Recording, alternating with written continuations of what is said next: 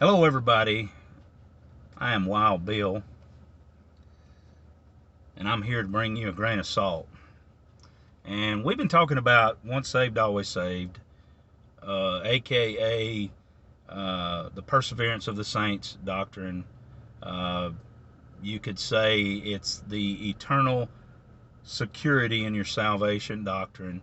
But before we can get to that, we've got to build a foundation, and that's what I've been doing. And I want everybody to realize that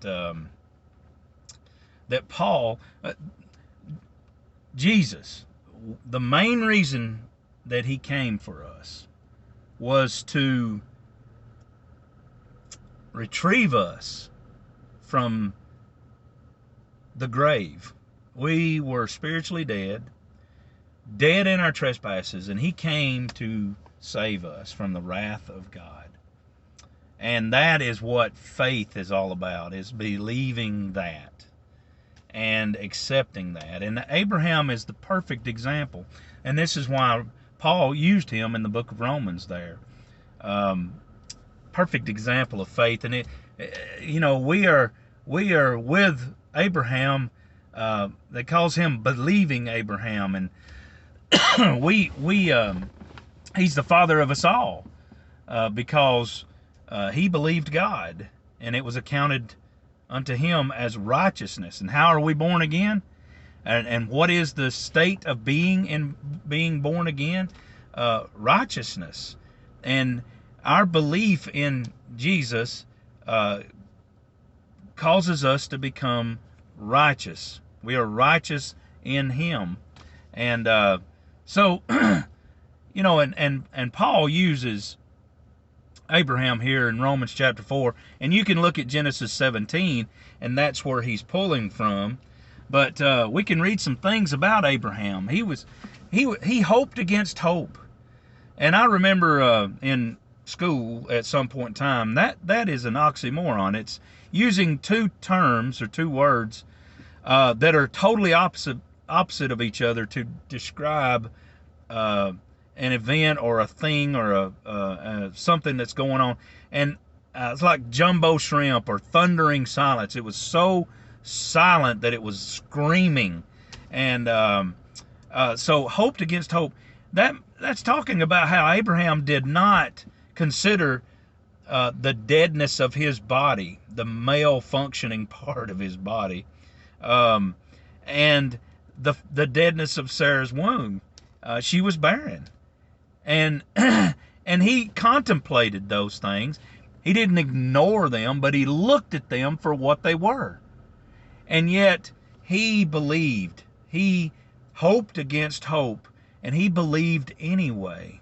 And that's what we do, because we look around us and we look at us, and if we seriously look at ourselves and assess our position, we see that we are sinners.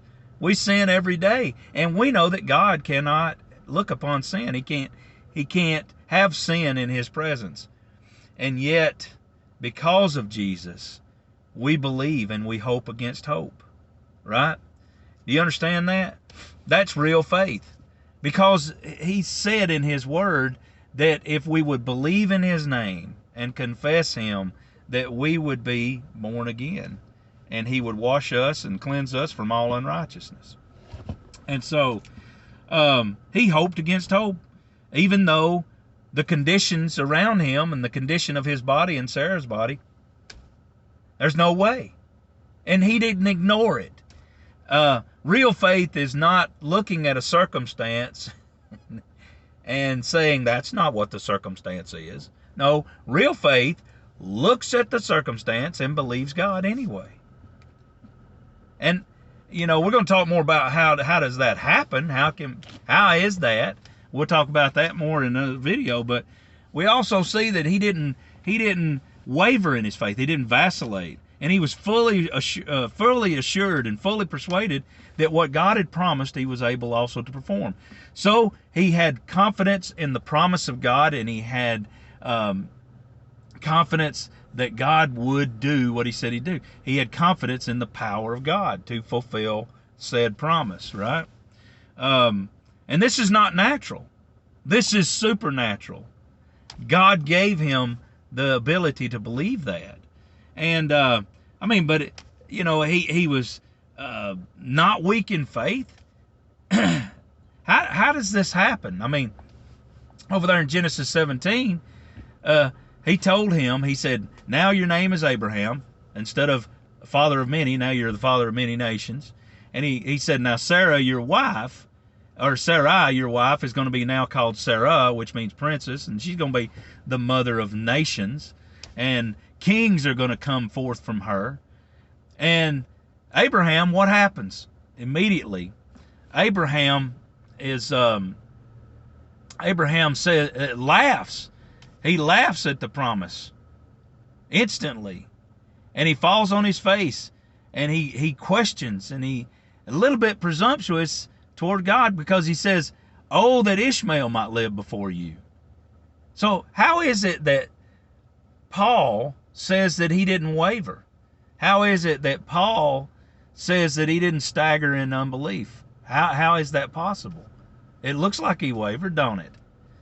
Well, Abraham didn't, because he says he didn't. But he had a moment there, and God instantly spoke to him and said, and reiterated the promise. He said, no, but Sarah, your wife, will bear you a son. Isaac's going to be his name, and I will establish my covenant with him. See, here's the point. All faith struggles. All faith works through struggles. And this is something I didn't learn a long time ago, but now I know and understand because more time has passed, and I can see that my faith struggles through trials. All faith works through struggles, right? But the kind of faith that saves us will always land on the confident side of things. Who can say that they've never wavered?